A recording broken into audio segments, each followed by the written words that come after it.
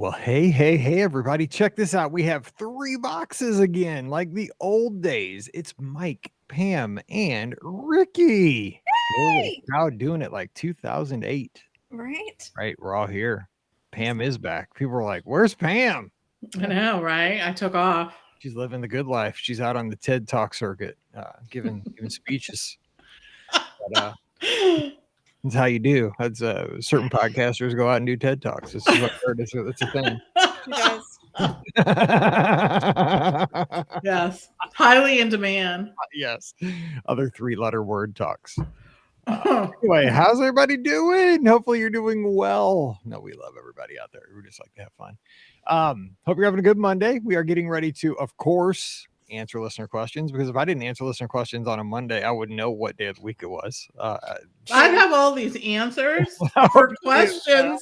Yeah, they just be rattling around in my brain. Right? Exactly. You were up in Alaska, like on a cruise ship, like on Monday night. Yes. I was like, you're like, Genie Plus, right? Riviera, and you should go to Territory Lounge. I was gonna say and we still don't know when Bibbidi Bobbidi Boutique is going to open. No, and I was gonna say charcuterie. So Charcuterie. Charcuterie. Yes.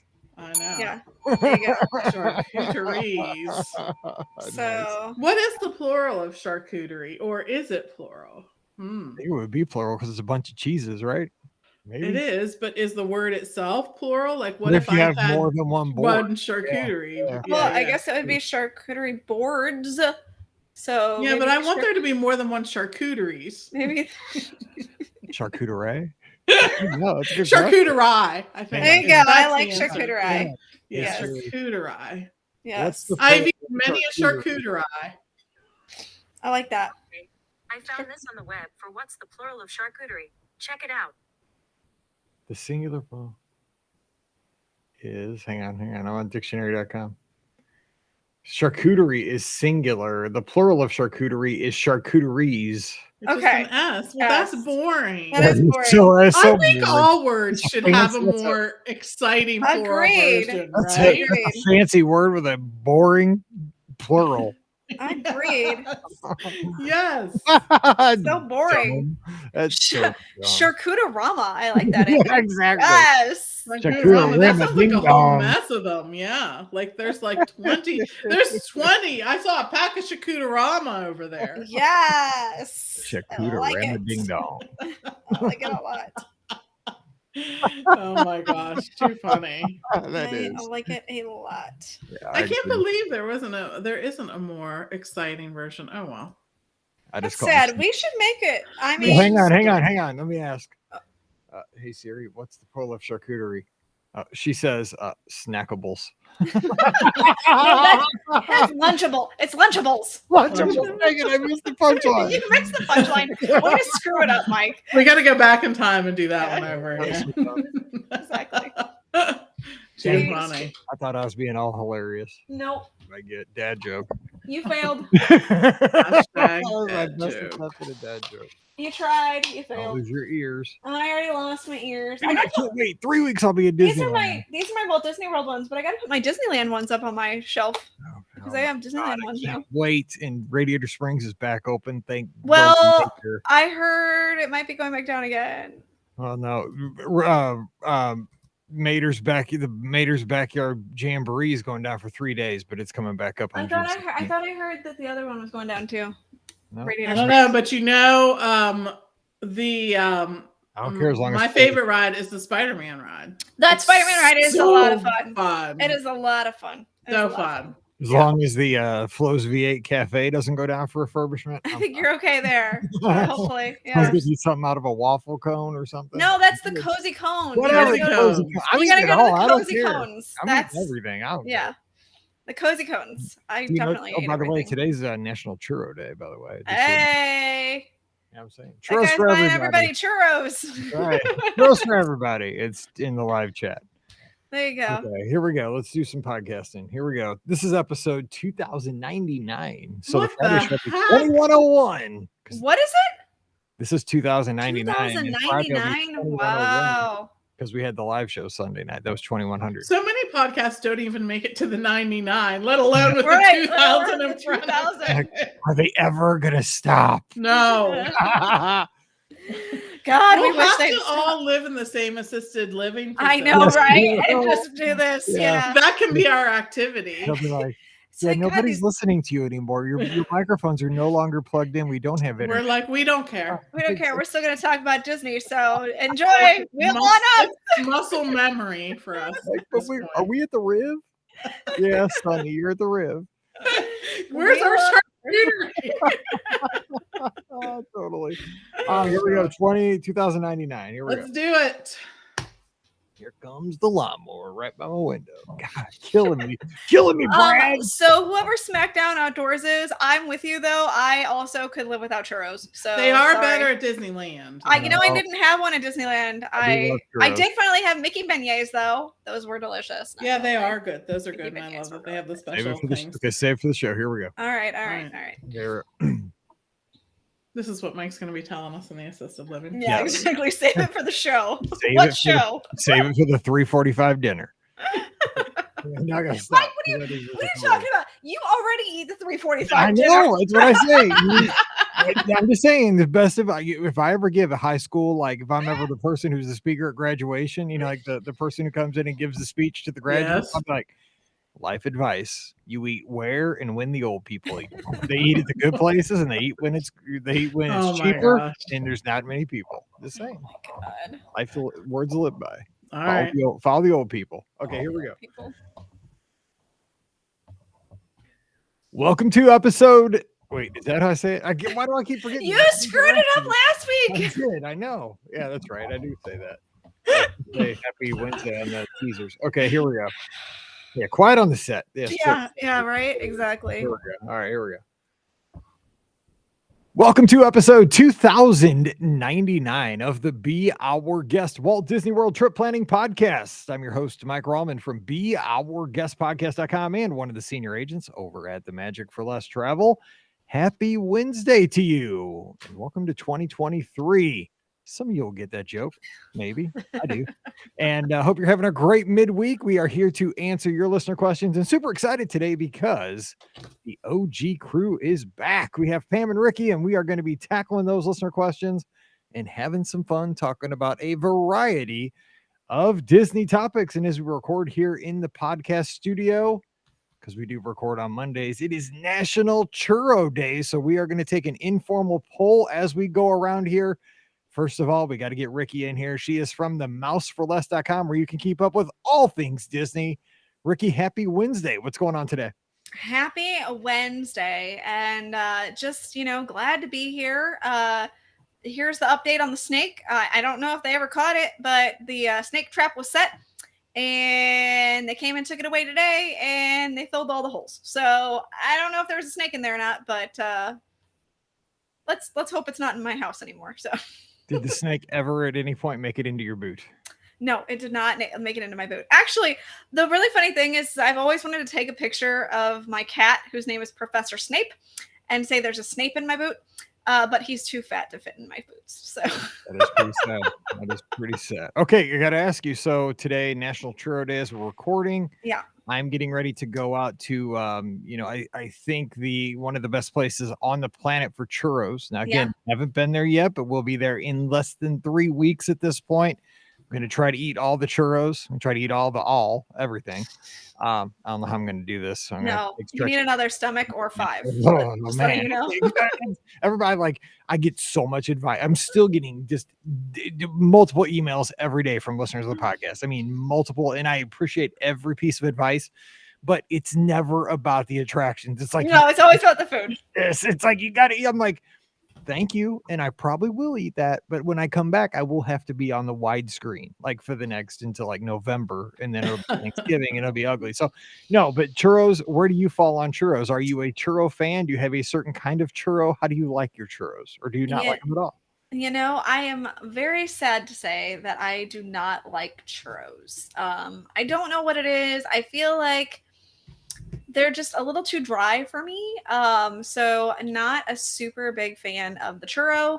I did, however, try the beignets finally for the first time ever at Disneyland, and they were fantastic. So I'm a big fan of Mickey beignets, not so much a fan of the churros, which I mean, I'll put it this way. I didn't get a churro at Disneyland. I know I should have, but just I don't really like churros to begin with. So, I mean, I didn't want to waste my food stomach space on something that I was unsure if I would even actually like. So I didn't get it, but I really am not a big fan of churros to begin with. So I only get them at Walt Disney World. I don't normally get them like at a fair, I'll get like a steak or something like that. But I do get them at Epcot. I get them in Mexico because I also get them at Pecos Bills. I get them because I like the caramel dipping sauce. The caramel. Yeah, I mean, I've had churros. They had actually a few years back. It was at Tortuga Tavern, I think. They had these cookies and cream churros, and I got those. Those were not very good.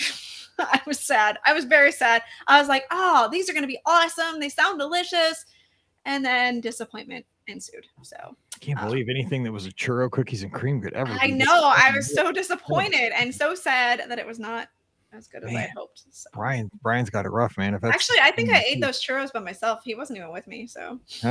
Okay. All right. Also joining us, and so glad to have her back on the shows this week, we have Pam Forrester, co-owner of the Magic for Less Travel, back from the Pacific Northwest. What's going on, Pam? Actually, even more northwest. The northest you can get in America. Yeah. I know. I had such an extended trip. We were at Disneyland with the team, and then up to Seattle, where I did an Alaska cruise, which was incredible. I have not had the chance to do Alaska before now. We had one planned a few years ago, and then it didn't happen for obvious reasons. So we made it happen this spring, and it was fantastic. We did a Royal Caribbean cruise up the Inside Passage and spent some time there. Great spots in Alaska. So it's hard to even put into words how different an Alaska cruise is when compared to a Caribbean or a Bahamian cruise, or even like a Hawaiian cruise, or any of those different cruises you can do. Alaska is way different. First of all, you're packing completely different, right? Yes. I would say so. The clothes that you're taking and things like that. But it was just a really great experience. And the great thing about an Alaska cruise, very much like a Mediterranean cruise or most of the European cruises, is that there's really no good way to spend the same amount of time and see all these different destinations in Alaska unless you are on a cruise. The reason being is there are many small towns that really don't have great access via roadways and are frankly just very far from each other. And so an Alaska cruise is a great way to give you an overview of Alaska, to maybe take a deep, you can take a deep dive into one of those cities later, but to see all those things. And we saw all the things an Alaska cruise is known for. We saw whales, we saw bears, we saw eagles, we saw, seals and otters, and we did it all. So it was really a very cool thing. So nice. I'm glad to be back. I am glad to be back, but it was really a great vacation. So if anyone's thinking about it, we're definitely glad you're back, because we missed having you here on the show, because you it's just that we got to have the team together. But I will say now, just because I have a lot of guests at the Magic for Less that are getting ready to go to Alaska on the Wonder, because again, this is that cruise that, even more than other cruises, it has not sailed in forever, and it's getting ready, I think, next week to get going there. The ship's in Vancouver right now, and funny enough, listener Jessica, who listens to the show, she's going with her family. They got a few staterooms. They're super excited because they were, delayed. They had to cancel, and they're going this season. I believe they're going in August. And we were going back and forth today about the Love Boat episode. She's getting ready. And of course, my cruisers, I always give them good Love Boat episodes to get them set for their cruises. And there's a great one, if you're ever going on an Alaska cruise, with Mark Harmon. Like when he was super young, like he's going to get married, but then there's a bachelor party that Gopher and Isaac and Doc have for him. Like they just met the guy like 2 days before. Sure, let's throw a bachelor party. Yeah. On the ship, the purser, the bartender, the bachelor party thrower.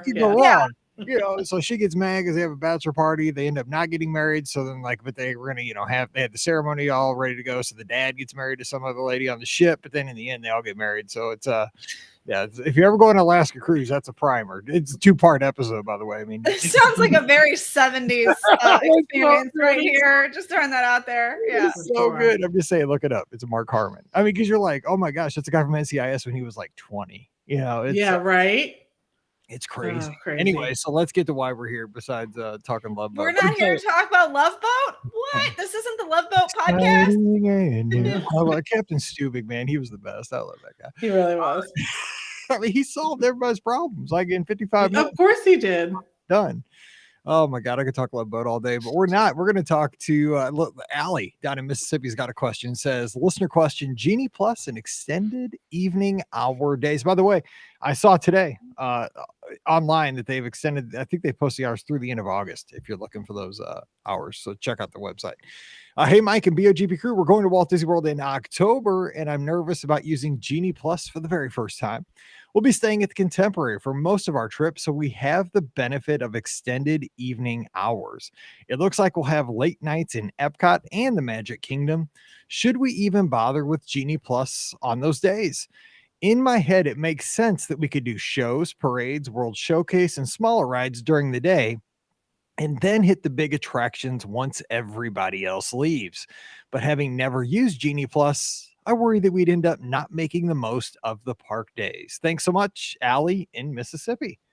All right, so Pam, good question. I mean, do you forego it because you think you can take care of all the headliners in those 2 hours? Because you don't get that every night. You get that very select nights. I don't know. What would you do if you were in her situation? She's at the Contemporary. I would probably do both. I will be honest, especially when you have options like in Epcot, you can do Guardians of the Galaxy and things like that during the evening, extended evening hours.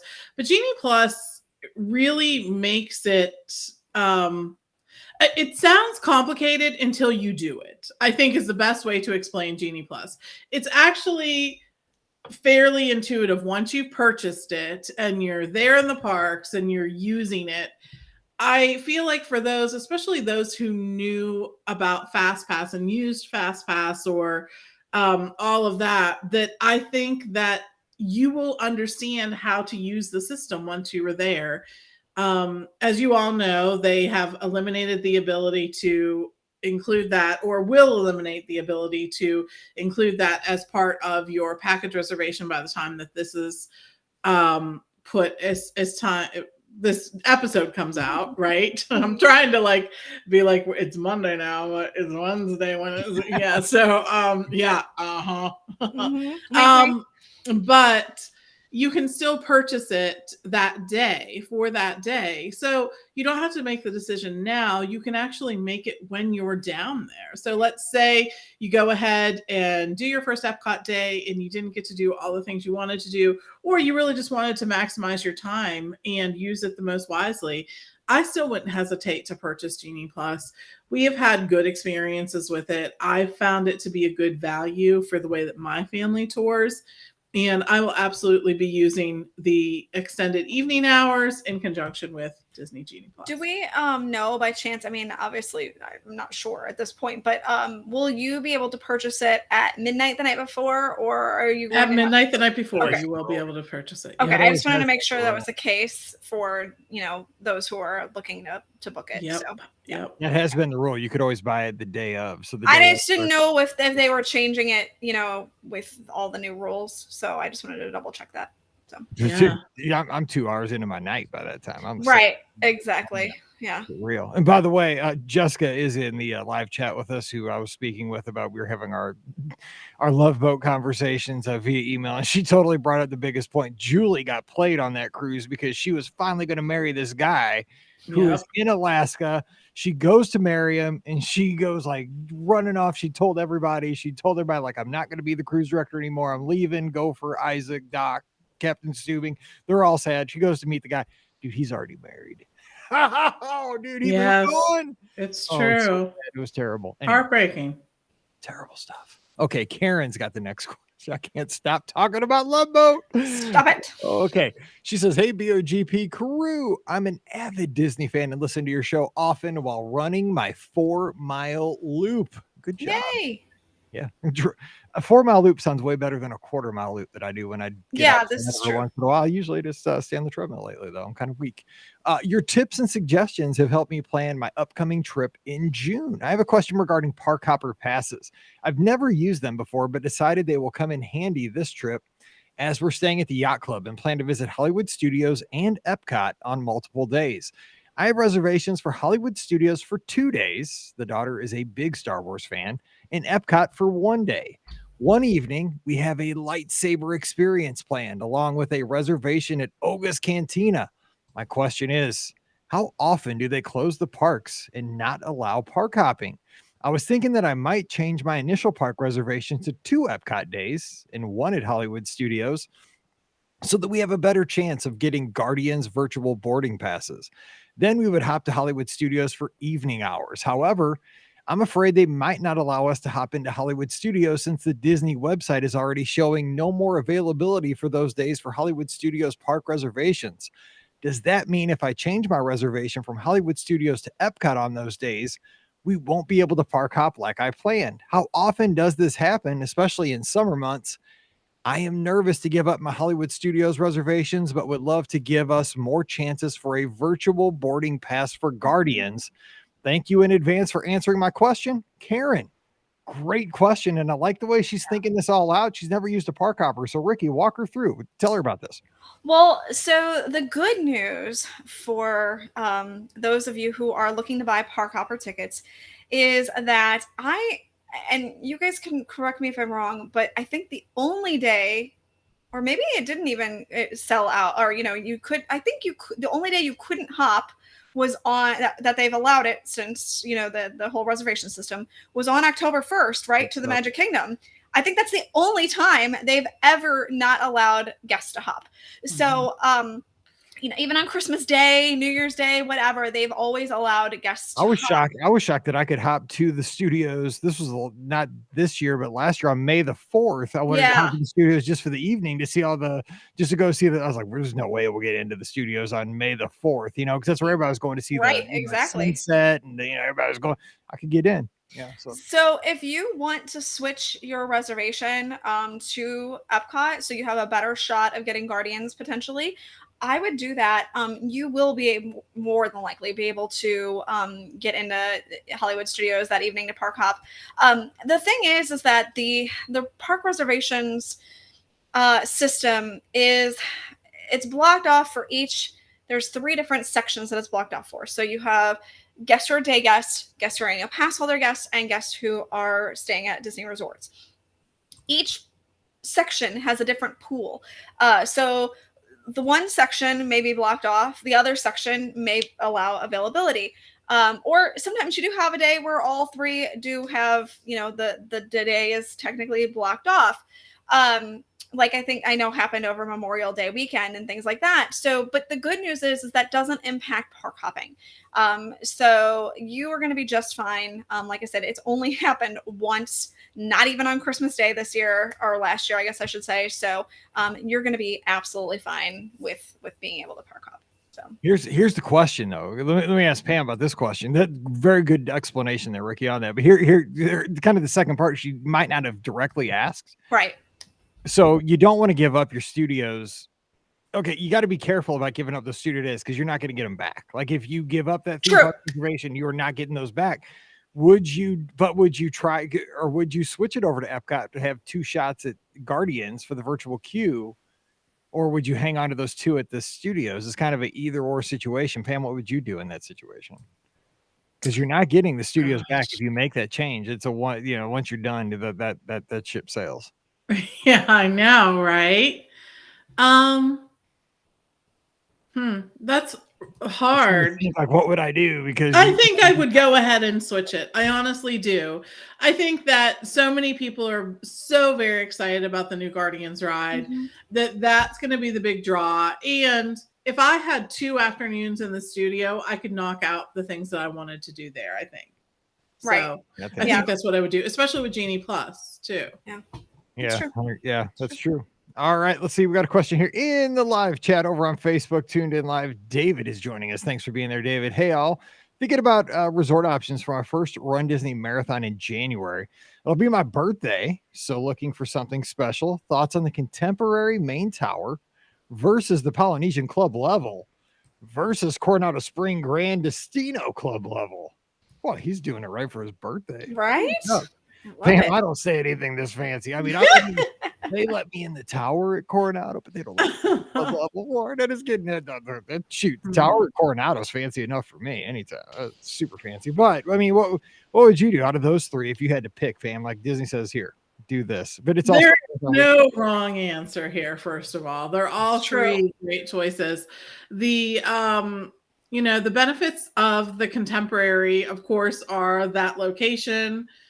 In terms of being able to walk to the Magic Kingdom. And also if you have a theme park view from your room, it has the best theme park view room of any resort on Disney property. You're going to be able to be in your room and look out over at the Magic Kingdom. And I don't know that there's a more magical view than that. So that's pretty cool. The Polynesian, especially at the club level, again, a really great thing, and especially because you're doing a Run Disney kind of meet, that may be a big bonus because having the club level there means you have access to all kinds of snacks and food and the help of the concierge planning office and other things like that. So I see that as a huge benefit.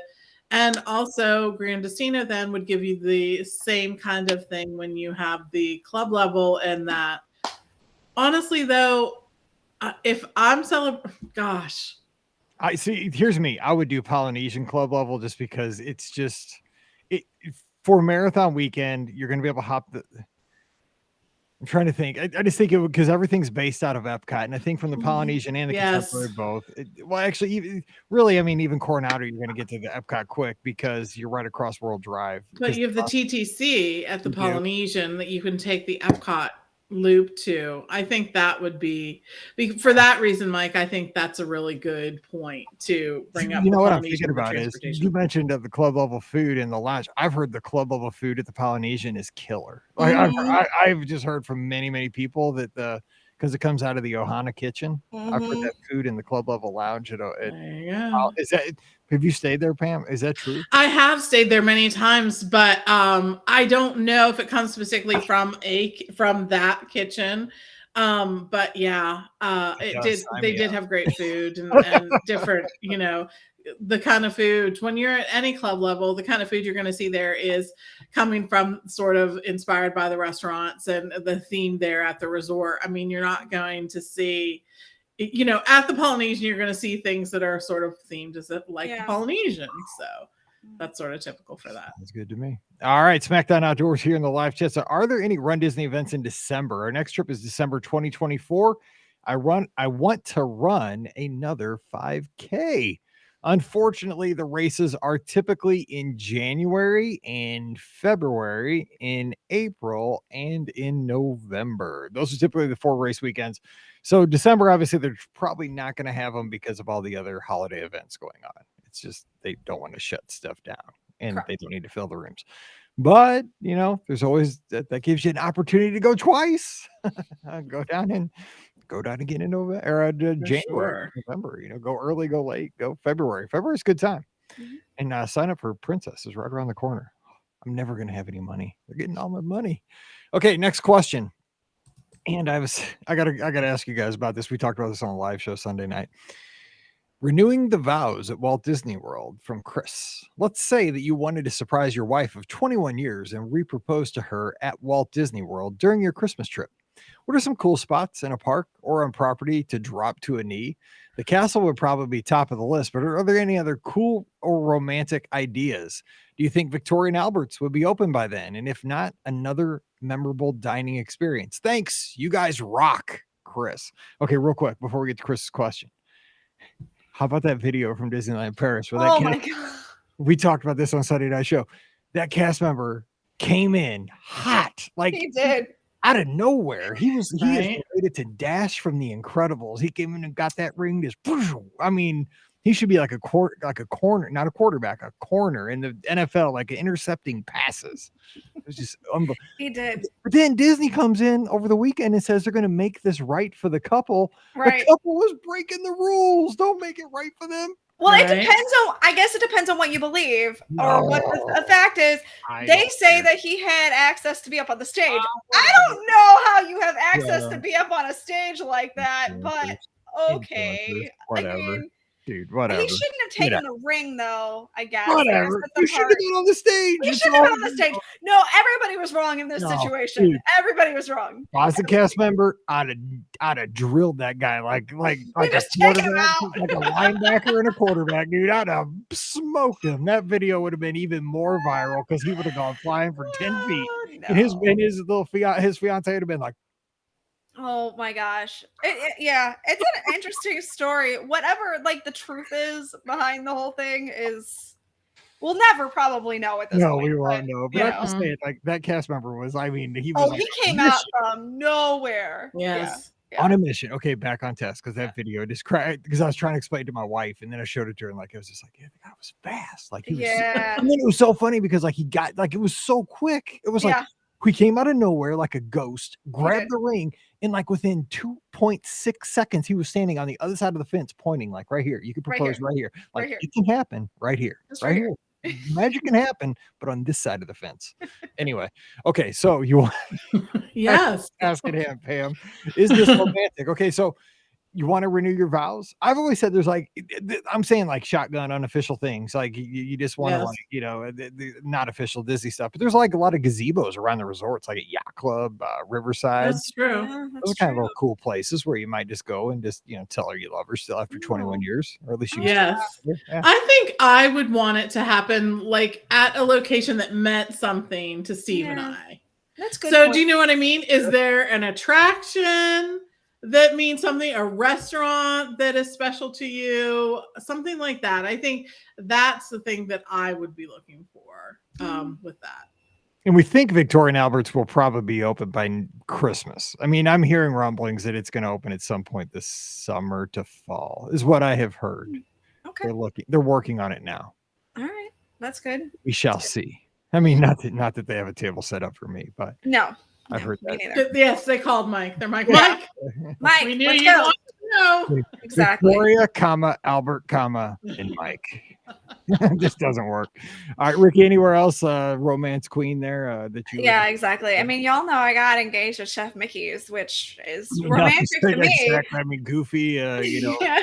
towels and romance capital. You know, when Minnie Mouse is there as part of your proposal, that's pretty darn romantic, not gonna lie. Yeah, I agree with Pam though. I think finding a spot that's, you know, that means something to you too is a really great idea. Mike, you know, you had a great idea with the gazebos too. There's definitely that gazebo over at the boardwalk, which, you know, is where actually Jay and Melissa got married. So I feel like that's a good spot. I feel like, you know, the older I get, the less I want it to be a spectacle.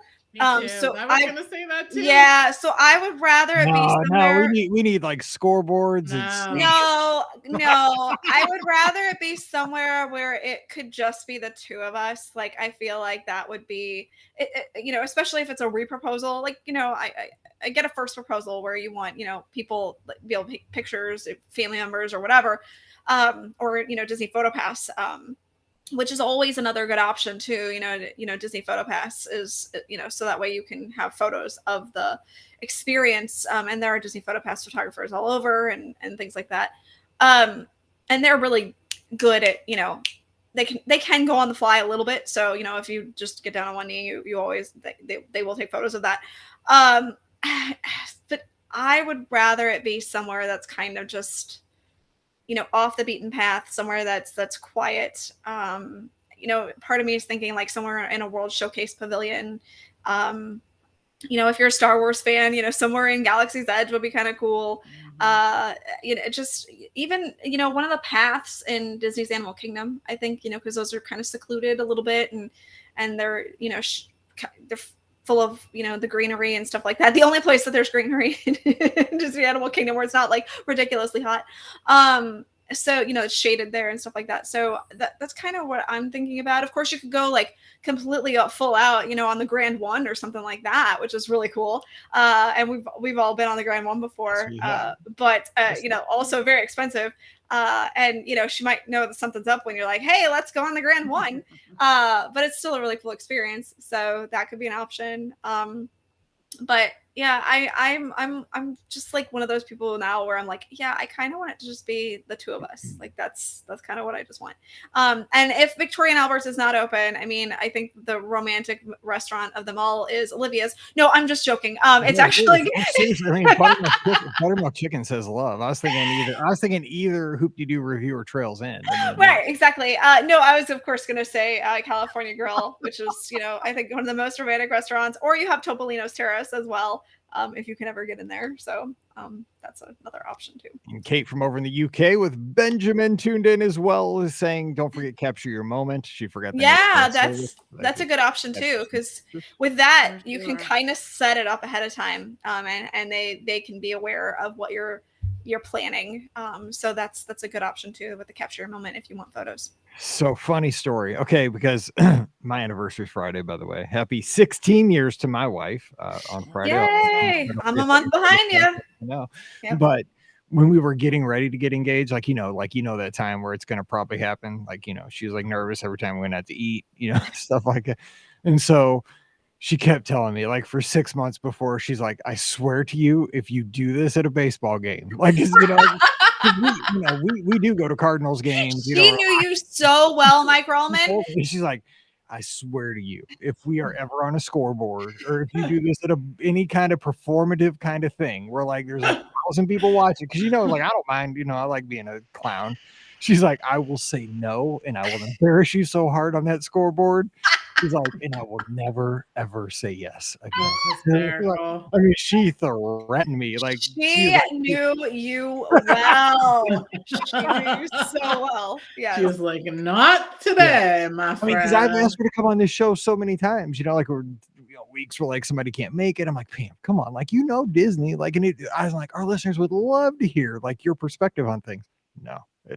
I've tried. I mean, we've been doing this almost 15 years, and I've begged her, like, come on, just come on the show for one show. Just give your perspective of it. No, she is not. And so, yeah, but I mean, that back then, like, we were getting ready to get engaged. Like, we went to a Cardinal. I remember we went to a Cardinals game one night, and like, she was a nervous wreck. To screw with her. Oh, yeah. I was like, hang on, I gotta go get some peanuts.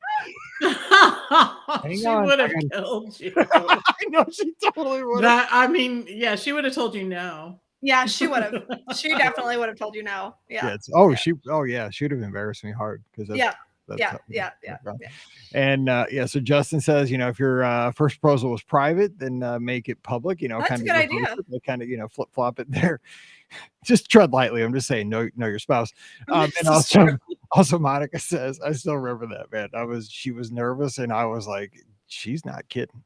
Nope. And Monica says Animal Kingdom Lodge has this is also true. They do. Oh, speaking of Animal Kingdom Lodge, how about another question here from Carla? Says, hey, Mike and BOGP crew, I need your guidance and ideas regarding how to give my giraffe obsessed friend Jess. Okay, we've been doing this show a long time, but we've never said that phrase on the podcast. I was wondering where this was going. I thought we were going to have to give giraffe advice here. And I was like, we are this unqualified baseline. We are woefully unqualified to give advice on any giraffe matters. I love our podcast. I mean, because, we've answered many questions like hundreds of times at this point, but this one probably not. Okay, good. Okay, here we go. We're helping out giraffe obsessed friend Jess. The best opportunity to see giraffes up close on her upcoming trip. Jess and I will be there in November for the Wine and Dine Half Marathon, and she loves giraffes. Like, the only park she's excited to go to is Animal Kingdom so that we can see giraffes. Good for her. I'd really like to give her an opportunity to see giraffes beyond the normal route on the safari and need your insight. I know you can see the animals on the savannah at the Animal Kingdom Lodge and some of the restaurants. What about if you don't want to eat at Sanaa? She's already cutting us off. Are there other places you can go watch them from Animal Kingdom Lodge? A lounge, maybe? I've heard people talk about Or talked plenty about staying at Animal Kingdom Lodge, but never heard these are the best places for animal watching if you're not staying here and just want to go chill with the giraffes. Are there any other opportunities for seeing giraffes that I'm missing? Walking with giants is sadly elephants and not giraffes, and is looking for the encounters with the animal keepers at Animal Kingdom is on hold right now. Thanks for any suggestions you can have. Carla's up in New York City. I doubt there's many giraffes on the loose. I hope not. Okay, so Pam, we got to be creative here, man. I love this. This is where you got to stretch as a podcaster right here. This is where you earn your podcasting stripes or spots in our case here. Okay, so how are you going to help her see? We need Jess to meet a giraffe here, like with a real long tongue. So I think the Animal Kingdom Lodge is really going to be your best bet. And there are locations where you can see giraffes. There are overlooks and things like that. In fact, right off of the lobby to your left there, that is actually where a group of giraffes sort of hang out at different times during the day. And you'll be able to walk right out there and see them. And they're really relatively close to that. You don't have to be eating at Sanaa to do that. This is going to be at Jumbo House, so not at Kidani. At Kidani, there are also going to be areas. There's an outdoor area that you can visit, even if you're not eating at Sanaa as well. And I think that's going to be your best location. If you can't see it off of that area to the left of the lobby, you're going to want to walk out then to, past where the fire pit is there. And you can look in that area and you'll be able to see there. If you can't do that, then walk out, go back up to the lobby and go to the right of the hotel. And there are several viewing areas that you can look at there too. But I love that that people have these connections with the different animals that you can see at Animal Kingdom and at Animal Kingdom Lodge. I think that was really Disney's intent in doing that, is to help us make a connection with so many of these different creatures that we don't get to see in our daily life. And hopefully you'll be able to do that. Also, when you're there at Animal Kingdom Lodge, make sure you talk to the cast members that you come in contact with, especially the ones that are out there by the different savannas. Tell them that you have a passion for these animals, that your friend has a passion for these animals, and they may be able to maybe share some night vision goggles with you there if you're there in the evening, or give you some hints about where to go to see them or something like that. So that's the other thing. Talk with the cast members. See, this is going through my mind, but did they not just bring back about 2 months ago that Sunset Safari, where the limited time, or the sunrise one? Is it sunrise or sunset, where you get in the Jeep and you go? But that was for Animal Kingdom Lodge guests, right? Yeah, I'm pretty sure it is. Why not stay there? You stay there for a night. You stay there for a couple nights during the Wine and Dine Half Marathon. It's a great resort. This would blow her mind.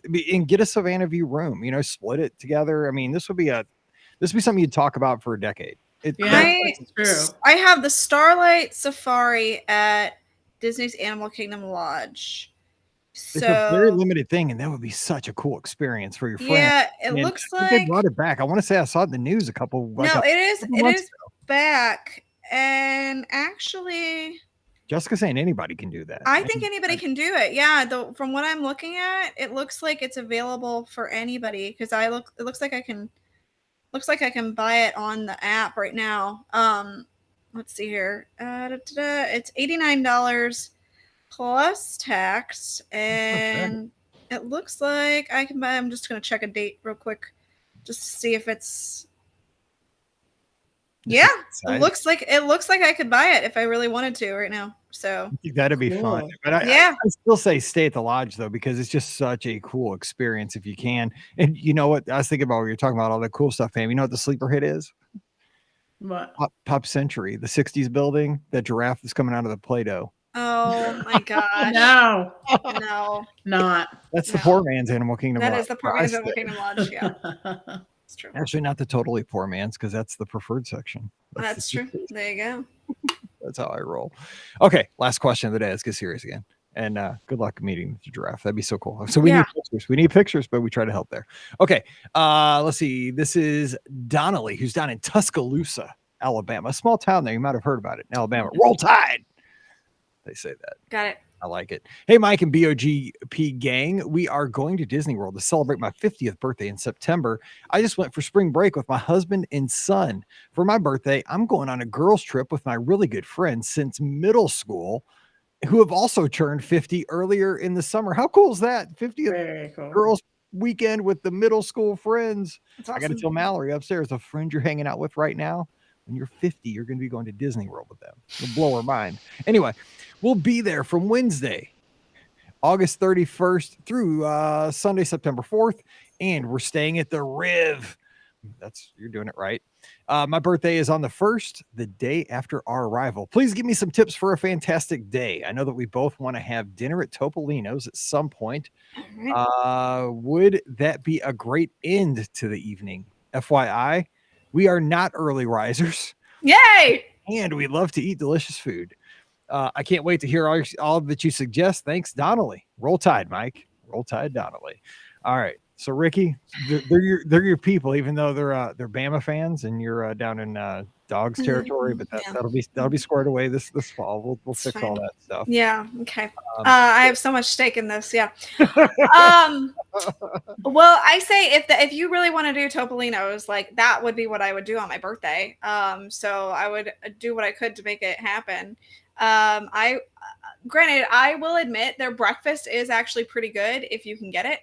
It is a character breakfast, and you can do a later breakfast if you really wanted to. But dinner sounds fantastic for me. And then really, like you could actually. I'm going to go back to something that we talked about earlier with that engagement. I'm going to say do a capture your moment thing or capture your memories or whatever it is, moment, with your friend. I think that would be so fun because you have been friends for so long. And like I have a friend that I'm actually going on a Disney cruise with in November, and she and I have been friends since we were in second grade. So I think that would be a really cool thing to do, to have like photographic memories of the two of us together. And so I really like that idea. Do that for your birthday, and then you could do some special stuff for your birthday too with it. But I like the capture your memory moment. I keep wanting to say memories, but I think it's moment. I like the capture your moment thing. It's different. So I remember. So I like it. Yeah. What, second grade? What school? Commons Lane. Commons Lane. Oh my Yeah. God. Commons Yeah. Lane. Man, I remember I had those kids in my gifted program on Fridays, and it was a nut house. Those kids were wild. Yeah. Commons Lane. Got to make sure I pack the Advil. So I told myself, okay, so Pam, we're going to close this out. You celebrated your 50th down at Walt Disney World with a bunch of friends. I did. We did it right. I mean, we did a ton of different things. We really did. So we did. Yeah, we did. We did the grand one. Yes. Yes.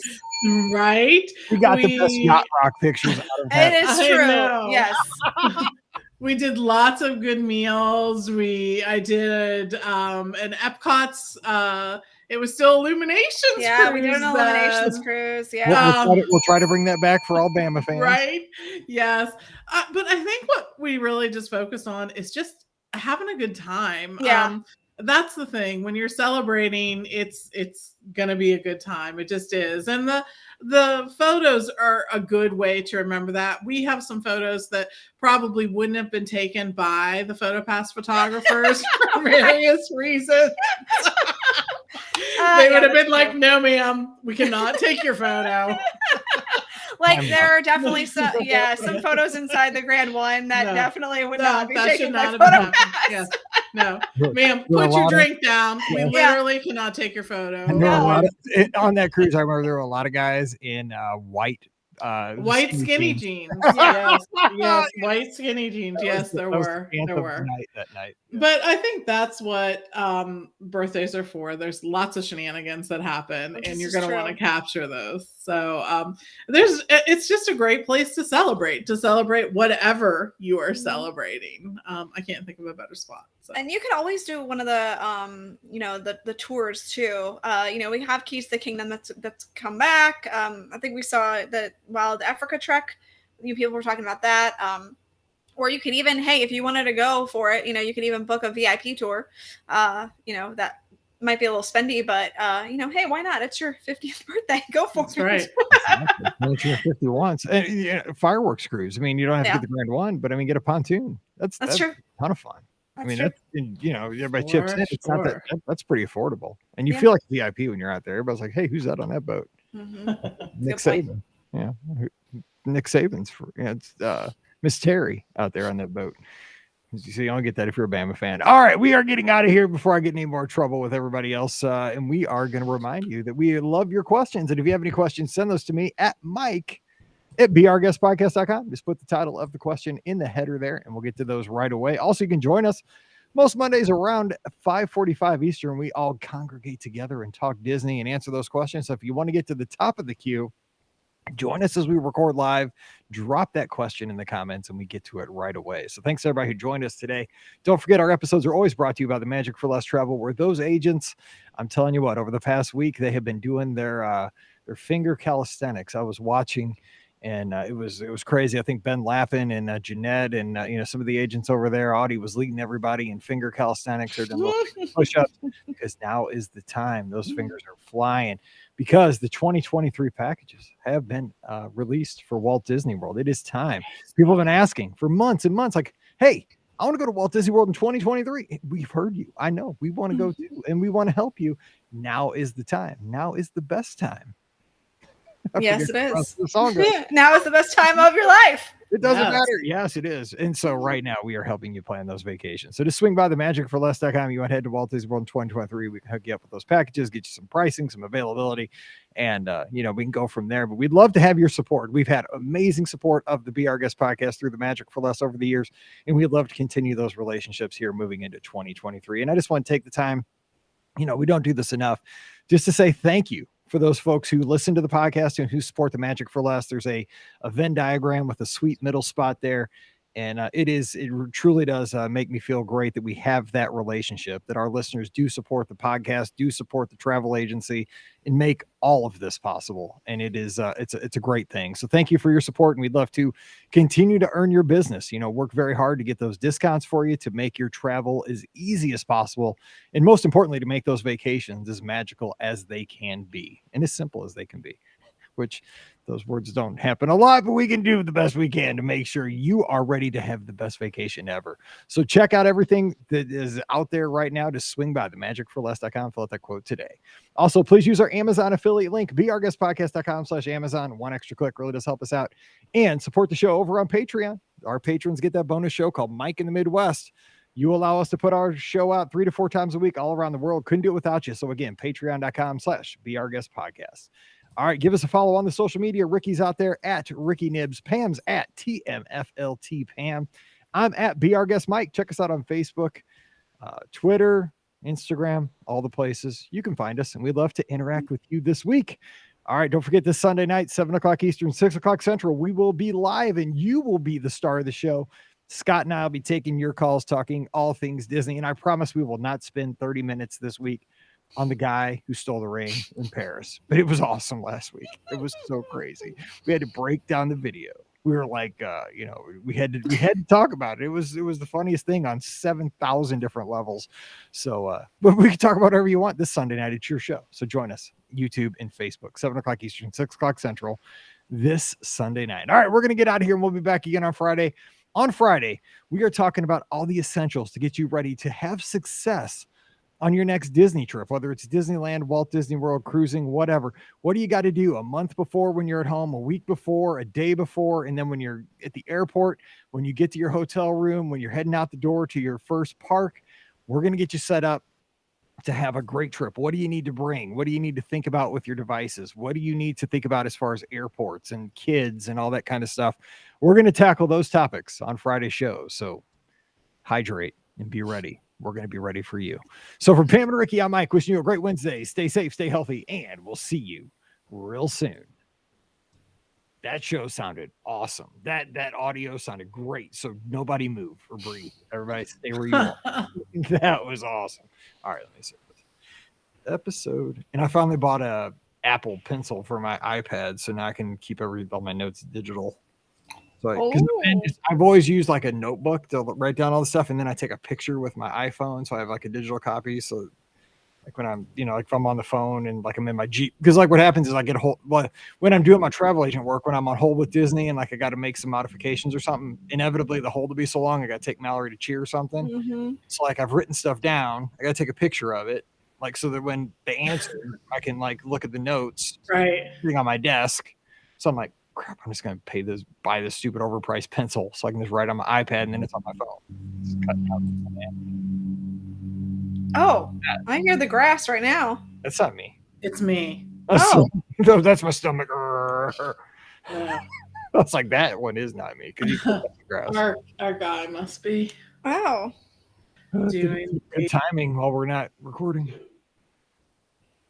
I was like, I heard grass cutting.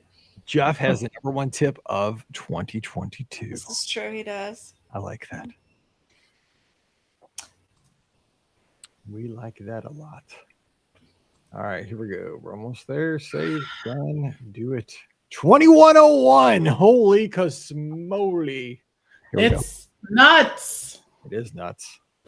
That's the name of Scott's minor league baseball team up in Lansing. They're called the Lansing Lugnuts. Oh my gosh. Oh my goodness. That when their hashtag is go nuts. Nicely done. Because you went to the game the other day. I follow them on social media. They have a great social media director. Whoever does their stuff is hilarious. And he was at the game. I'm like, hashtag go nuts. That's fantastic. All right, here we go. Got to say my anniversary. I can't forget. Okay, it's very important. My life depends on this. Even though she doesn't listen. She doesn't listen, and she won't know. Never know. But people will peep her out, so I got to let her know. Okay, here we go. Welcome to episode 2101 of the Be Our Guest Walt Disney World Trip Planning Podcast. I'm your host, Mike Rallman from BeOurGuestPodcast.com and one of the senior agents over at the Magic for Less Travel. Happy Friday to you, and holy cow, we have made it beyond 2,100 episodes, 2101 today, and we are going to have a good time getting you set for success. We're getting you dressed for success, getting you ready for your next Walt Disney World, Disneyland, Disney Cruise Line vacation. What do you got to think about before the trip? And even, as you're walking out the door at your hotel, walking out of the door at Pop Century, getting ready to get on the bus, what kind of things do you have to make sure that you are set to have a great time on your vacation? So we're going to go from like a month out to right when you walk through the turnstiles at the theme parks to have a great trip or to get on the cruise ship in some instances as well. So joining me for a virtual vacation today, and one of the most exciting things I think as far as the whole trip process is the before times, even the anticipation of a trip. We have Ricky from themouseforless.com. What's up, Ricky? Happy Friday. I hope you were tying that in with the fact that you can get an anticipation by visiting themouseforless.com and finding out all the great stuff we have there, with tips and tricks and news and, helpful hints and everything like that to make your vacation that much better. That's where you're going with that, right, Mike? I wasn't, but now we have. So okay, well, that's where we're going now. We're a minute 30 in, and you just took a big left-hand turn, but that works. I did. That is a huge helpful tip and a way to help you plan your vacation. So, visit themouseforless.com. I'm just saying. At some point, was there not like a checklist of like essential items that was kept up over the Mouse for Less? I know years and years ago there was some kind of a checklist. I don't know if it's still there. Oh, I'm sure it's there. I probably need to look at it, but I'm sure it's there. So yeah, if you want a checklist and I'm sure Crocs are on that list or something. I'm sure Crocs are on that list. Yeah, exactly. Maybe your list, not mine. Crocs and socks. No socks. No Crocs. On the same line. No. All right. Also joining us, we have the co-owner of the Magic for Less Travel. It's 2 in a row. We have Pam Forrester. Pam, happy Friday. Happy Friday. I know. I'm here 2 shows in a row. Awesome. Well, we're starting the show in the middle, but we're not counting it. It's like number of shows that Pam Forrester has been on, and we started over with 2. When I'm here, I do them. It has been a wild couple of years, though, I will say. I'm just teasing. I have a lot of travel to make up for. This is true. Same. Same. Well, Yeah. we're Revenge excited. travel is a Yeah, thing. it is. Yes, a it thing. is, and I'm happy to take part in it. And I mean, honestly, we haven't really talked a lot about this, but you are going to be out there getting us coverage of the Disney Wish before anybody else, and you're going to go to a galaxy far, far away here. Not too long, too. This summer is going to be full of the Wish and Galaxy Star Cruiser, Nice. and two more things. It's like I keep putting stuff on the list, and then I got to keep checking things off. So Right. the Wish will be checked pretty soon here in the next couple of weeks. And then Star Cruiser will be in July. So looking forward to both of those. The Star Cruiser planning has been awesome. So I've been kind of thinking about planning the outfits. Right? Yeah. Yes. So, we just ordered some really like long sleeveless vests that could sort of morph into a Ray situation here or something. So, we can't pack a ton of stuff, and I'm not going to be super in costume, but we're just going to try to, dress in a way that is inspired by the movie. So I like it. So what's it called? The Star Wars bounding, I guess. Yeah, right. I know. There's so many terms I learned because of the Disney community. Like I'm like, I would for sure. Okay, let me ask you, Pam, because you're a big Star Wars fan. So, and I know you've been super busy, so you probably haven't. Have you seen Obi-Wan? Have you seen? I have not. It's on the list. And so here's my thing with anything that's streaming. I actually like to have it get down until there's enough episodes that I can sort of binge, because I am not super patient. I am not a super patient person. It's killing me right now. I'm a huge Better Call Saul fan. And right now we're in a break until later on in the year. And I'm like, how can this be? So anyways, but for when everything that comes on Disney Plus, I try to wait until that season's already done. But I've heard it's good. Oh my gosh, it is so good. It is, because I mean, I'm a huge Star Wars fan, but The Mandalorian I thought was great. Like I thought was, and I loved Boba Fett. Okay. See, I didn't even watch Boba Fett. You have to watch Boba Fett. Are you kidding me? How didn't you watch it? But here's the thing. Like Obi-Wan is so good because it references the movies. Like I'm a movie guy. Like I'm not a TV guy. So like the Star Wars movies, I don't watch other movies. But I was gonna say you don't watch movies, Mike Rollman. I've seen all the Star Wars movies just countless times, and it feels like it's a movie. Like everything is referring back to all the movies, and that's why I like it so much. And I mean, Ricky, have you seen it? I mean, it's way better than The Mandalorian. It's 100 times better than The Mandalorian. It's so good. And the thing is, too, real quick, and then we're gonna get into topic today, but I saw the funniest tweet the other day, and it was like, it said something, and there was a bad word in it, but I'm not gonna repeat the bad word, but it was like, all Disney did was take Darth Vader and turn him into the scariest blank on the planet. I'm just, spoiler alert, he's crazy in this thing, man. Just saying. So yeah, I know. I'm looking forward to it. I can't wait to see it. And just there's some great movies coming out this summer too. I mean, first of all, I didn't get to see the Doctor Strange movie, which because I was in Alaska. So I'm like, boat. I mean, I get it. Right. I'm trying to fit that in, but there's some other great movies coming this year. So really looking forward to that. So all right. Good stuff. Yes, good stuff. Okay, so it comes out on Wednesday. It totally threw me off at first. I was like, it came out on, because the first one 2 came out on a Friday, I think, and then it came out on a Wednesday. Because I was like, oh, dude, that was awesome. I got to wait till Friday. Now, boom, it's out on Wednesday. I'm like, whoa, yes. So we get to watch again. All right, so today we're talking about a topic because, again, it's my podcast and I'm a little self-serving. I'm going to Disneyland here on July 2nd. So you are? This is brand new information. I had no idea. I wish this dude would just go and come home and shut up about it. He just keeps talking about it. Like, who cares? Like, everybody's like, I'm going to Walt Disney World in October, but I don't talk to every person about it every week, 3 times a week. But I got a podcast. No, just kidding. So this is what we do. Okay, so I felt like I was like Regis Philbin there or something. Yeah, I know, right?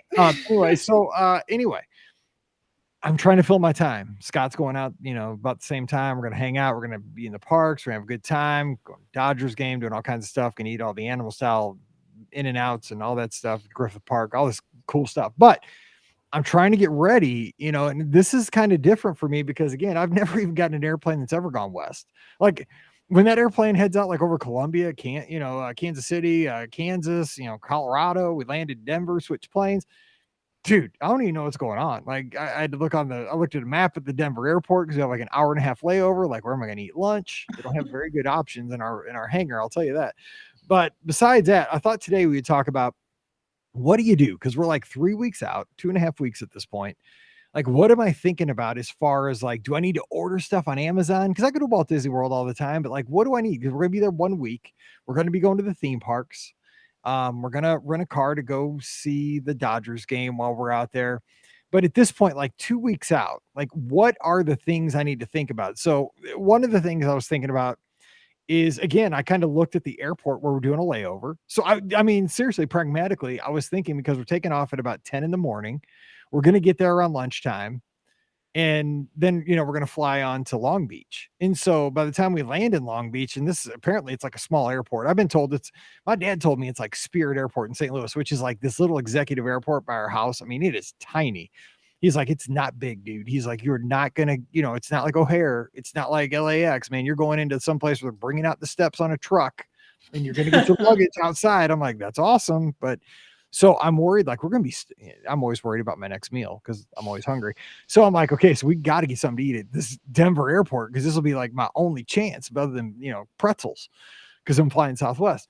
So I've been like looking at the airport, thinking, okay, well, there's a McDonald's, there's like a Chipotle, which is always kind of a fun proposition when you're getting on an airplane, but got it, gambling. It's fun. Yeah. Okay. So, I'm looking at that. That's kind of stuff I'm doing at this point, but I'm thinking, like, what do I need to order from Amazon? Like, I've been breaking in a new pair of recovery sandals that I may or may not wear around Disneyland. They're really ugly though. My wife hates them, so I don't know that I'll be wearing them very much. Oh, by the way, I almost got in trouble. Happy anniversary to my wife. 16 years today. 16 years, June 10th. Didn't he say that he needed to say that first thing when you started this? It took me, we're 12 minutes into the show, and it took me reminding me that my wife hates these sandals to remind me that it is our anniversary and that I love my wife. He talked all about Obi-Wan and then forgot. Exactly. Priorities, Mike. Priorities. Ricky, don't make me force choke you right now. Okay. Okay. So those are the kind of things I'm doing right now. And one of the other things I was thinking when I was walking the other day, walking the dog, is that I have 4 external batteries at this point. I've just kind of collected them over the years because, like, you get them. Like, I'm a sucker. Like, I'm on Instagram. Instagram is the worst for me, dude. Instagram ads get me. In Amazon too, because like if you click on one thing, like I looked at a backpack like a month ago, I have nonstop in my email every day getting every single backpack on Amazon, and I'm kind of like that one's got like 12 compartments and it's got a spot for this and that. Like, I love that kind of organizational stuff. So I'm trying to say, like, what do I need to order so that I have all my stuff ready to go? And so I have my 4 batteries, but I want to make sure that I have those like charged and ready to go, because I can't think of just me. My devices will all be charged. Like, when I walk out of the house, when it's time to go to the airport, 100% juice in every device I own. Mallory will walk out of the house when it's time to go to the airport with 17%. My wife will walk out with 22% on their phones, and their iPads will have 2%. I'm like, dude, we're going on an airplane for 7 hours. You got to be fully charged. Okay, so that's why I bring 4 batteries. Okay, so that's kind of stuff I'm thinking about at this point, making sure I have batteries for everybody. They're juiced up. But Pam, what do you think about like 2 to 3 weeks before a trip, when you still have time to order stuff, acquire stuff, that kind of thing? So I'm, always thinking about, first of all, when you're a travel agent, you're the worst person. You're the worst agent for yourself. You're horrible. Like, literally, I have shown up at a destination without a reservation, I will say. You're like walking up to the check-in desk like, oh, I hope that's in my email. We made something work, and we always have a plan A, B, and C. But yes, literally I have. And it just happens. So I'm always, 2 or 3 weeks out is really a good time for me to look at our itinerary. Good call. Make sure you have that reservation. Do you have reservations for all the places you thought you had reservations? Yeah. Are there dining reservations that I meant to get and didn't get? Are there other things I need to tweak or move around or do anything like that? Do I have transportation? to and from the airport of some sort, right? And especially at Walt Disney World right now, that's more of a challenge than it used to be in the past, right? You have to think about those things. You don't have Magical Express there. And when you're going to Disneyland or on a Disney cruise, those are things you have to think about as well. You always have to be thinking about stuff like that. So that's what I usually do 2 or 3 weeks out, is I just make sure that I can get from point A to point B, and I have reservations at point A and point B, right? And I know that I have all that stuff set, and just sort of have a general sense of, this is what I'm doing. Here's kind of what's happening each day. Here are some things I may need to do. And I sort of do a to-do list at that point. While I'm there, these are things that I'm going to need to do. Do I need to double check anything? And things like that. So that's my 2 to 3 weeks. So do you use any kind of like apps on your phone to keep yourself organized, like for a to-do list or for a packing list or anything? I do. I like apps and stuff like that, because I think everybody can, because a lot of times they're free or they're pretty inexpensive, and everybody can kind of learn from how everybody else organizes their system. Yeah, I do. And I am a big Google, not just Keep, but I use Google Docs and I use Google spreadsheets to do things. I think the packing list is typically on a spreadsheet. And that way we can make changes to it as we're there. Like literally there will be times where I'm like, oh my gosh, how did I forget things? Okay, I need to put that on the list so that I see it next time. And I want to do that on the fly. I do usually keep a to-do list of like photographs or videos that I want to take, because that's sort of part of the shtick of doing this, right? As there's going to be some things that I need to capture. So I do that as well. But as to a specific app that's set up for me to already do that, there really isn't. I don't think there is one, because it's so specific to what I'm looking for. I still make an itinerary for each trip. I still do. It's a Google Sheet itinerary. It helps me get a visual of everything I'm going to do. And I need that. Like, that's how my brain works best, right? When I can see it there all together. And I can see, oh, here's Monday, Tuesday, Wednesday, Thursday. Okay, I'm doing this on Monday, doing that. And I like to see it collectively all at once. So I do that too. And I like using something like Google because it's free, and it's usually associated with like an account that you already have, like your Gmail or something like that. Most people have that. Plus, as your kids get older, like mine, you can share that with your wife, with your daughter. So you can just say, look, I've shared it with you. Here, it's in your text, it's in your email. And you can get permissions to, you can edit as needed. You can make any changes you need, but at least you're aware of the plan for Thursday, because, then it gives ownership to other people that you're traveling with. And also, one other thing I want to throw in there, just kind of a tip that might help folks, is that with many of these reminder apps, say you are charging things up until the last point, like I do, or say, for example, things like your contact lenses, stuff that you are going to be using up in your toothbrush, stuff that you're going to be using up until the moment, like your toiletries bag that you pack at the last minute. You can actually set reminders that are geofenced. So you can set a reminder like, do not forget my toiletries bag, and then set it for when I leave the house. And so then when you leave the house, once you get out of that radius of your house there, it's going to go off. And so you're going to be like, boop, boop, boop, boop, and you're going to look at your phone like, oh, dude, oh my God, my contacts are still sitting on the bathroom sink, and that way at least you're not 1,000 miles away when you realize you forgot them. You are 2 houses down your street. Right. So location reminders are good for these kind of packing lists, because that's kind of that last kind of line of defense, and they're easy to set up. You can just Google how to do it if you've never done it, but it's a very helpful tip. That's a great tip. Okay. So Ricky, what about you? Things about like pre-trip, getting ready, ordering, getting your stuff organized, stuff like that. Yeah. So I'm definitely I'm doing kind of what Pam is doing. I'm making sure that I have like all my reservations in line, because I've also done things where we thought we had a reservation and didn't. And then you're like, oh no. So yeah, you definitely make sure you have those. Make sure you have, your park reservations, because that is such a huge thing that I'm still, hearing people are still having, especially if you haven't been to Walt Disney World in a while and you weren't used to making park reservations. Like, that is absolutely a thing that you need to make sure you have ahead of time. Because if you get a week out, your chances of being able to get that reservation are much less than, a couple months out. So make sure you're doing that. Make sure you're downloading the apps for, Walt Disney World or Disneyland or Disney Cruise Line or whatever. So that way you can kind of look at them, learn how they work if you've never used them before, and go from there. That way you have a general feel of what you're looking for on there and how things work. But I'm also considering looking at my, you mentioned your toiletries, and this may be a week out, but I'm making sure that, that way at least I have some time to order everything that I need or go to the like store. a restock, right? Yeah, a restock. Yeah. Right. So I'll go through my toiletry bag, and the toiletry bag is set. I don't take anything out of it. I have the same toiletries for everything. But I'll go through and I'll be like, okay, I used up all my, shampoo the last time. So I definitely need to make sure I buy some more of that, or, body wash, or, mousse or whatever. So I'll definitely make sure that I have all that.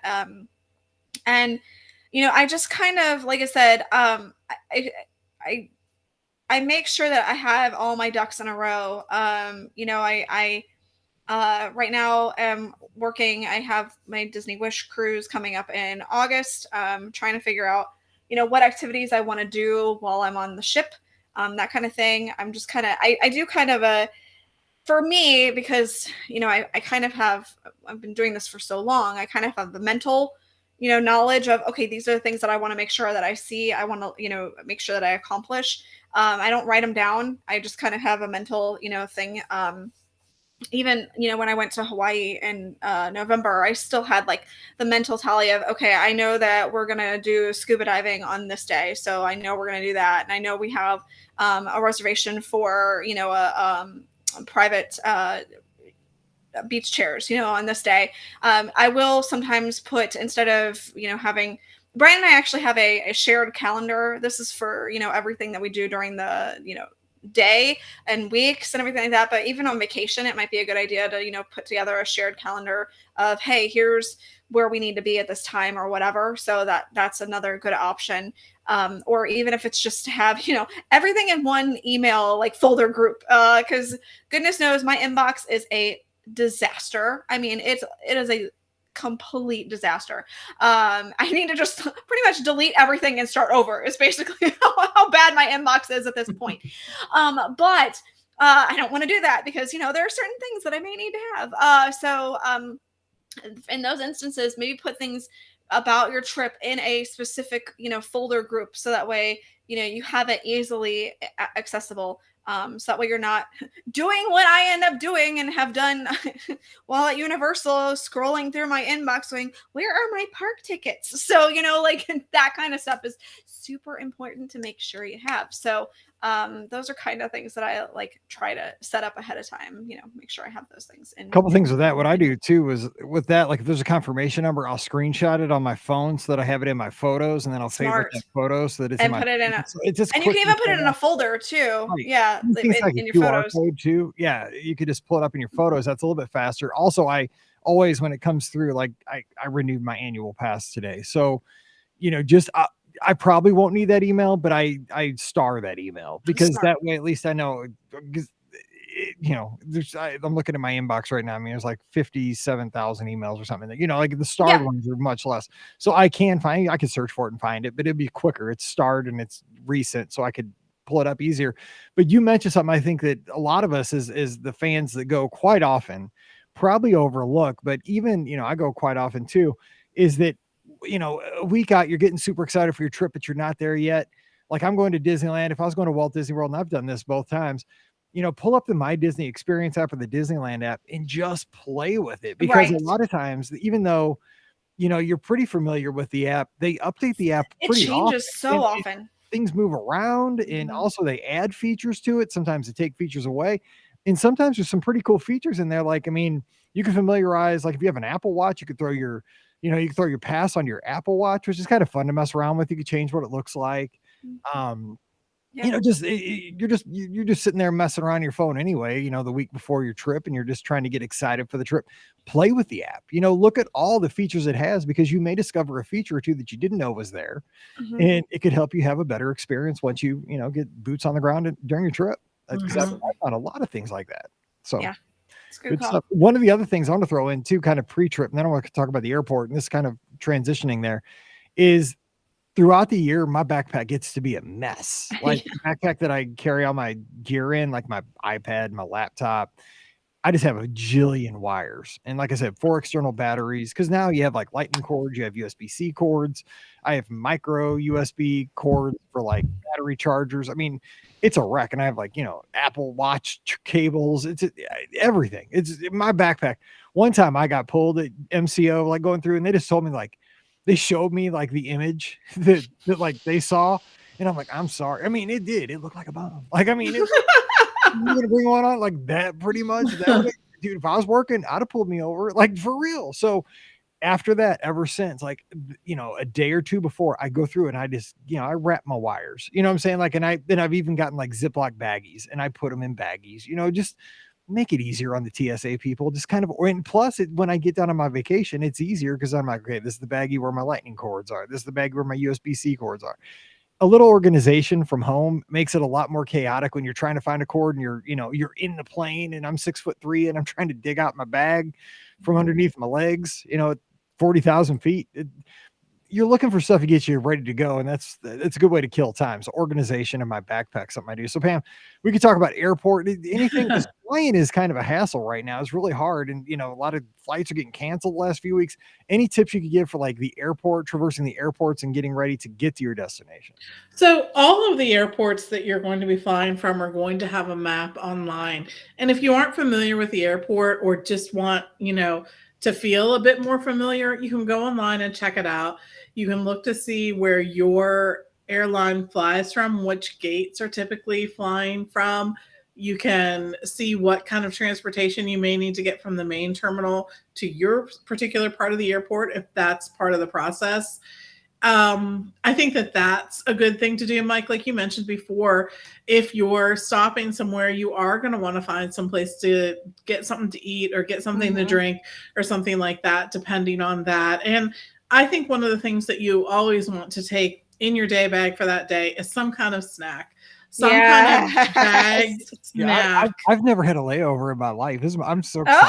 Oh my gosh, right? I know this is like amazing race-ish for me. Oh my gosh. Okay. But it is. There are different times that you can be stuck on the airport or on the airplane or in the airport. And just having the snacks keeps everyone a little bit happier. The other thing we always do is as soon as we get through security, we always buy a few bottles of water. And again, that's just something that we keep on us all the time to help us all be a little bit happier if there's any delay or just to drink throughout the flight. That's really important. True. And you don't even have to buy a bottle of water. You can take a bottle, like I have my Contigo, and I empty it before I actually, get through security, because obviously you don't want to have water in it.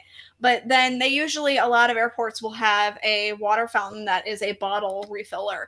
So that way, at least if you didn't want to buy, a bunch of water bottles for your entire family, if you had just water bottles in general, you could, at least do it that way too. So I've done that on recent trips too. So let me ask you this, Ricky, so especially MCO. Okay. So like coming, going, you have restaurant. This is always kind of my dilemma. Like, do I want to eat before TSA? Because you have like the food court that has, Chick-fil-A, and it's not a very good Chick-fil-A. Like Chick-fil-A back home is a lot better. I'm just saying. Of course, it's an airport Chick-fil-A. Yeah. But I mean, some people don't have Chick-fil-A. Well, maybe it's because I'm old, right? Chick-fil-A used to be like something you only, at least up here, like where I live, there were only like a couple in all of St. Louis. This is true. If you got Chick-fil-A, it was a treat. You're right. It's across the street right now. So it's closer to McDonald's. Right. Anyway, so it's not that big of a treat anymore. But anyway, so like eating before TSA or after, MCO is good because you got options like for the Southwest gate, you got Chipotle, McDonald's, Jersey Mike's, other places. What do you do? Like, how do you I am a fan of not eating before TSA, and I am a fan of eating after TSA. And the reason why is because I am always paranoid, especially here in Atlanta. You never know how long TSA is going to take. So, it can be quick-ish, although here in Atlanta, it's never quick-ish, or it can take you a while. I mean, I've been in a situation in Orlando where I definitely got to the airport 2 hours early and almost missed my flight because of TSA. So, it was that long. And yes, I'm one of those weirdos who I travel a lot, and stupidly don't have TSA pre-check or I know, clear, I always say I'm which gonna I get it, know and then I you need do to it. do. No, me too. I know. I got so much trouble from a friend of mine recently about the fact that I did not have TSA pre-check, and they I did. don't even have a passport. I need that first. Yeah, I just got my passport.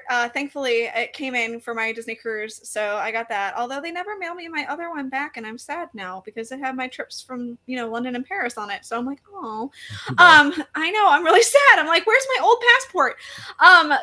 But anyway, so yeah, I eat after I get through just to make sure that I have plenty of time to get through TSA.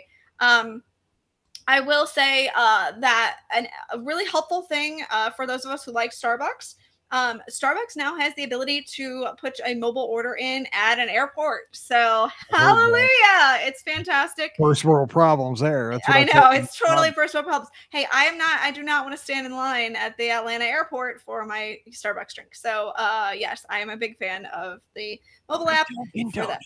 No, ew, what is wrong with you? Coffee, don't they? They got coffee and donuts. They don't have good coffee. I just made a whole bunch of people angry, and I'm very sorry. I don't like Dunkin' Donuts coffee at all. I try so hard to like Dunkin' Donuts coffee. I just don't. So, but yeah, so I'll do that. And make sure I have something to do on the plane.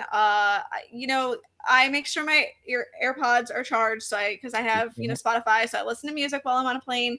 But I also like make sure that I have something that is not digital, to make sure while I'm on the plane. So I will buy a magazine, or I will bring. So old school. You remind me of the movie Airplane from like the 70s.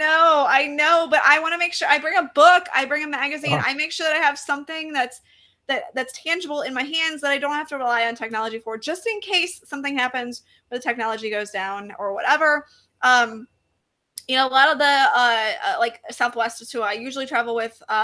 They have, but a lot of the other ones do too. They have apps or access to websites where you can watch movies and TV shows and things like that. I'll do that a lot of times too. I'll just watch a movie or a TV show from their app. Let me ask you this: do you always buy the Wi-Fi? I always buy. No, my flight just costs $8 more every time. I never buy Wi-Fi. I gotta know my telemetry. That's how. I never ever buy Wi-Fi. So yeah, I'm old school like that. I'm just like, nah, I can handle not having Wi-Fi for a few hours. Not me. I want to know that thing's still up there. Yeah. So I don't do that, but that's why I'm old school and I bring a book or a magazine. That book ain't telling you anything. So yeah, anyway, so those are the kind of things that I try to make sure that I do. The other thing is as I kind of learned on my last trip, make sure you have more than 45 minutes for a layover. Because if you have a situation where your first flight gets delayed a half hour and you only have 45 minutes, the run to your flight is super fun. Very nice. Yeah. Now, let me ask you this, and then we're going to get to the actual hotel at your destination. But do you have like any, like when you get on the plane, do you have like a certain spot you like to sit? Is yes. that a tip that you have? Let me ask Pam and then ask Ricky. So what do you got? I do. We usually end up getting on near the beginning. So I like to go about 5 or 6 rows back, and I like to sit on the right-hand side of the plane, and I'm the one that usually sits near the window. Yes. And then I can put like whatever, like a neck pillow there, and like in the window well and fall asleep, which I can fall asleep on the plane typically, especially if we're flying in the morning. The other thing that I wanted to mention too is something else you're going to want to do before you actually get to the airport is make sure that you have loaded your devices with your Kindle with books or your iPad with movies or whatnot. Now, most airplanes have some kind of movie or television service, but every now and then that service is out. Yes, I got by that the last trip. Right? Because I know. My credit card was like there. I'm like, I'm purchase, buy, Apple Pay. And then you can see other people like frantically trying to buy Wi-Fi. And then the flight attendant comes on like, ladies and gentlemen, we see that you are freaking out. And unfortunately, this flight, the Wi-Fi is not going to work for the entire flight. And everybody's like, oh! And the thing was, I was sitting at the gate for like 3 hours before. Oh. So long. I got there so early. I could have been downloading the internet. Yeah. Exactly. So just be prepared. Be prepared for that happening. Load way more things than you think you might need. This is true. And do it once you get to your destination too. But anyways, yeah, that's the place I like to sit. And you know, I hate to call people out for this, but don't be one of those people that gets on the plane and then puts your luggage in the front and then walks back. It is designed so that your luggage is going to be over your head. Yes. That is the way that this works for everybody. I mean, I don't do that. Don't come No, I like, but some people do that because then they think, well, then I can grab on the way out, or I know I think, but I know. No. But then the people who are sitting in those seats, they don't have a place to put their luggage. I've never taken a bag and put it in the overhead bin in my life. Like I always just take a backpack and I put it under the seat in front of me. That's the only thing I've ever done. Because I check my 2 bags. Well, so if you're rolling a carry-on on, yeah, no, but I always check it though. Like, yeah, you do it. I only have like one suitcase and then that thing, and I just that gets so I'm checked. like, well, I'll take my chances. Yes, right. So, anyways, but yeah, that was my input on the putting your luggage there. It's just not. It's not good airplane etiquette. It is not. To do that. And that's it. Other than that, I'm not really picky. I don't typically want the drink that they're giving me. I get so disappointed because sometimes I fall asleep and they come by and like I wake up and like she's 3 seats, but like 3 rows back, and I'm like, oh, I just missed my Coke Zero. No, they always give you the chips no matter what. They'll still give you the chips or the pretzels or whatever. But I'm like, oh. I just like, you know, like there's a $10 soda or something like at the ballpark. It's a little shot glass of Coke Zero. Your free shot glass of soda. Yeah. No. So but yeah, that's it. I like to just get on the plane and like be in my little bubble. I just, you know what I mean? It's just get there, sit down, be ready. So. Is it rude to ask the stranger sitting next to you, like, hey, when she comes around, will you just because I would think that would not be rude. No, I wouldn't feel awkward if someone said that, because I get up there and I get kind of tired because they always turn out the lights, especially if it's an early morning flight. And I am, because I'm not a nervous flyer anymore. I love flying. So I will kind of nod off, and then I've like 2 or 3 different times, like, because like I'm always like, I'll wait until they come around. Yeah. And whenever I say that, man, they do not come around until like we're halfway to Florida. I'm like, I'm thirsty. I'm so thirsty. I'm up at altitude. I'm dehydrating, people. I need to come. And then so I'll be like, I'm waiting. Because like when I ride in a car, same thing. Unless I'm driving, like I'm just like, and then it's like I wake up, the guys, 3 rows behind me. I'm like, oh, I'm going to dehydrate before I get to MCO. Anyway, so Ricky, where do you ride? I ride about the same spot as Pam. Like I try to ride like 5-6 seats up. I'm always in front of the wing or behind the wing so I can take pictures. I like taking pictures. So the place that I sit is thanks to my husband. And now it's just ingrained in me, because before I used to be like you guys and want to sit in the front truthfully, the last plane ride I had, I should have sat in the front. But because I had to run out of there to make my other flight. But honestly, the place that we sit all the time, and now the place where I instinctively head pretty much no matter what, is to the very back of the plane. I like to sit in the very back row. And there's a couple of reasons behind that. My husband's reason is because the survivors are in the back. Oh my God, stop, I do not need this. That's not my reason.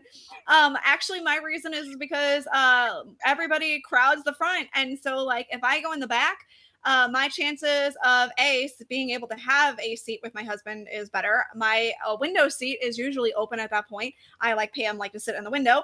And my chances of somebody sitting next to me are a little bit less because nobody wants to go to the back of the plane. Yeah, so 2 toilets back there. You know what? And no, I never have a problem with smell back there. And also, that's a weird sentence. And also, I am near the toilets, so I don't have to traipse back and climb over everybody except for the person, if there's somebody in the aisle seat. I have to climb over Brian, but that's beside the point. So, but I, like Pam, I will bring a pillow. I actually I bought a pillow that was like a pillow for an outdoor patio set or something like that. It's a small little thin pillow. I put a pillowcase on it, and that way I can wash it every time. And because sometimes planes are dirty, and okay, all the time. And so then that way I just throw that in the laundry when I get home. I also bring a blanket because I get cold, so I always bring a blanket to put on me when I travel as well. So yeah, that's another thing that I make sure I have for a plane ride. So apparently you don't buy early bird either. No. See, I buy early bird for every flight too. No, I take my chances. No, see, because I have to have a window seat. Like I got to for two things. Like I got to buy the Wi-Fi so I know my telemetry. So I'm almost like in the cockpit. I know what's going on up there, and if I have a window, I can see. Not that it's going to matter, but I can kind of see where we're going.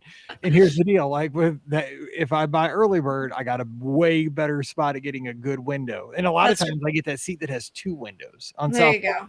There's a spot. Some seats have like two windows. That's true. And so, and plus, when you're going to Florida, man, if you get behind that A group with that family boarding, holy cow! Sometimes that family boarding when you're going to Florida, it's like the whole plane's in family boarding. I mean, you're done. You're done. I mean, you're riding next to Ricky in the back. In the back of the plane. Hi, welcome.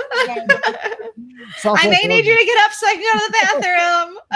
Actually, I probably will need you to get up so I can go to the bathroom. Okay, so we're running along. We have about 5 minutes left. We're going to wrap this up because we can continue this because it's kind of a fun discussion to get people ready for trips. But the tip for when you get down there to set up your hotel room, Pam, I know you unpack and get everything settled. We've talked about that before. My biggest tip is just a quick one. I know you're tired. Like when you get there and you check in and stuff like that, you've been traveling, and this goes for every night of your trip. 5 to 10 minutes spent the night before, like before you go to bed, is so well spent in the morning. Like as far as just go through your room and make sure everybody's devices are being charged. Like you just don't want to leave. You cannot do it anymore. Like this used to be like, you don't want to 10 years ago. Right now, like you cannot leave your room at this point with a phone that is not charged. Like you are going to put yourself in all kinds of trouble. So just the night before, if you're going to take sodas with you to drink on the bus, make sure they're in the fridge. Make sure your devices are plugged in.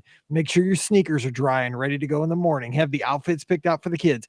10 minutes and you'll sleep better knowing everything's ready for in the morning. I just think that you'll have more peace of mind to get a good night's sleep. So I say, stay up an extra 10 minutes at night just to have things more smooth in the morning. That's kind of a life hack, but I think it's really important on vacation. But Pam, what do you think? Just kind of closing out to get you ready to get out the door to have a good day on vacation. Yeah, I agree with you, Mike. The pre-planning really, really is important. And just look to see, where are you going tomorrow? Sometimes like that kind of thing, especially if you're going to buy Genie Plus and you need to do that, or you need to get up, set the alarm, set a backup alarm, and just the pre-planning. So you're ready for the day. Maybe you want to tell everyone, hey, we're supposed to go to Animal Kingdom tomorrow. Is that what everyone still wants to do? And maybe it's not. Or look at your dining. We have this reserved for tomorrow. Is that what you guys want to do? Or should I cancel that and make something different? I think just having your mind set for, here's what we're doing tomorrow. And is this still what we want to do? And am I prepared for the day is really a big part of the battle. And also maybe take an inventory of how the family, like the pulse of the family. Sometimes it's day 5 of a trip and everybody's exhausted. And right. You just have to sleep in. I mean, you want to be at rope drop, but if you try it, you know in the back of your mind, it's going to be miserable for everybody. Maybe you just sleep in, you go to the pool at 11 o'clock in the morning, have a late breakfast, and then kind of pick your day up at 1 o'clock in the afternoon and make it, you do a Ricky day. Yeah. I mean, because sometimes you need that into your vacation a few days in, especially in the summer when it's hot. Yeah, this is true. Okay, Ricky, any other tips though for once you get there to kind of get out the door and have a good day, get set up? Yeah, the biggest thing that I do is, of course, devices. I make sure that I charge everything that I could possibly need. So I charge my, external battery. I charge my phone. I charge. I have a neck fan that I have because right now, let me tell you, it is hot down there. I just stood in line for Remy a couple weeks ago and I about died. I was like, oh my goodness, it is just way too hot. Summer heat's here. So yeah, I make sure I have that. I make sure that I'll fill up my water bottles and put them in the fridge or freezer or whatever so that, I have those cold and ready to go so that when I go into the parks, they can start to melt or whatever. I'll make sure, that my park bag is set up. So I carry a book bag with me, kind of like you, Mike, and I make sure, okay, what am I going to need for tomorrow? Do I have, is it going to be rainy? Do I need my poncho or my rain jacket?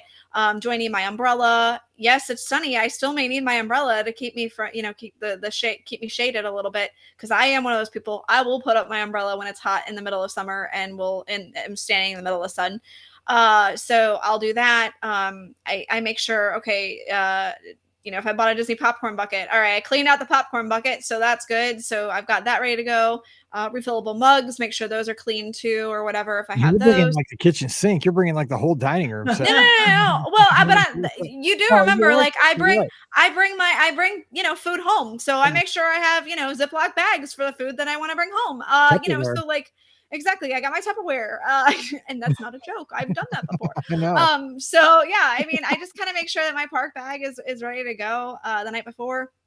Take everything out of it that I use that day and restock it for the next day. Just like you said, get everything ready for the next day so that I'm not scrambling in the morning going, oh no, I forgot to charge my neck fan because I'm going to need that. Oops. Yeah, fine. Yeah, I mean that's it. You just want to be able to go out the door excited, not go out the door panicked or right. You do not want to have any extra anxiety in the morning because it should be a fun start to your day. You shouldn't be like worried about it. Just did I get that? And I mean, when you have kids in the picture, it's going to be chaotic anyway. So cut down as many variables as you can the night before. That's what. Yeah, put snacks in a baggie if you got little ones, and make sure that's ready to go for the morning. Just stuff like that. Yeah. All right. So hopefully that got you excited for your next trip, and maybe you can take one of those tips. But if you have other tips that we left out, and I know we left out millions of tips that we can all work together. Couple of places we'd love to hear those. One, come by my Twitter because we can have this. I'll retweet all these great tips at Be Our Guest Mike. So come on over to Twitter at Be Our Guest Mike. Give me the tips you have that we left out, and I will retweet those for the good of the cause over on that social network. And don't forget, we have an awesome Discord channel, which it sounds fancy, but all it is really is a 24/7 chat room. And to get to that chat room, we'd love to have you join us this weekend. Just go over to the Be Our Guest Podcast website. It's beourguestpodcast.com. There's a link right there. It just says join the Discord chat, and you're right in there. And we do animated GIFs and have lots of trivia over there. Thanks to Trisha. We talk Disney dining. We just have a good time hanging out there, just talking Disney. So come on over and we'll share some tips there as well. Don't forget, as always, today's show is brought to you by the Magic for Less Travel. As we said on Wednesday, the 2023 packages for Walt Disney World are finally available. So you want to go to the Riv? Let's do it in 2023. You want to go to the Poly?